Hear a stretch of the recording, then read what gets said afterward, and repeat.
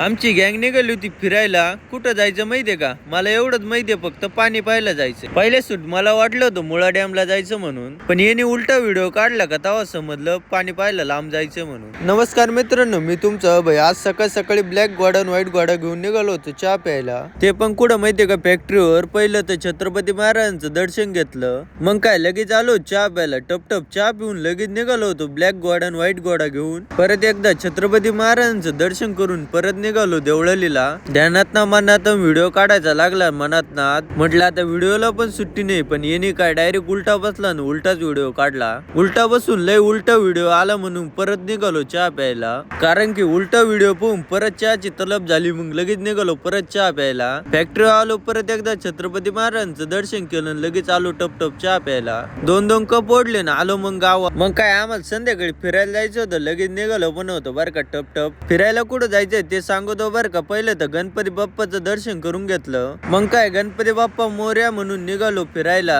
फॅक्टरीवरून पहिलं तर आपल्या छत्रपती महाराजांचं दर्शन केलं. थोडं नाही पुढे गेलो, लगेच आपल्याला चहाची तलब झाली. मग टपटप चहाचे 2 घोट ओढून दुसऱ्या ठिकाणी परत चहा प्यायला थांबलो. इथं चांगलं गरम होऊन गरम चहा पेलो. संग एक पोंग्याची पिशवी घेऊन निघालो परत पंपावर तर आलो होतो. पंपावर येऊन मी विचार करतो आता पाणी पाहायला जायचं कुठं नेमकं. पाणी कुठं पाहायला जायचं ते तुम्हाला पुढल्या ब्लॉग मध्ये सांगतो तिथे गेल्यावर. तोपर्यंत तुम्ही ना फॉलो लाईक बी करा बरं.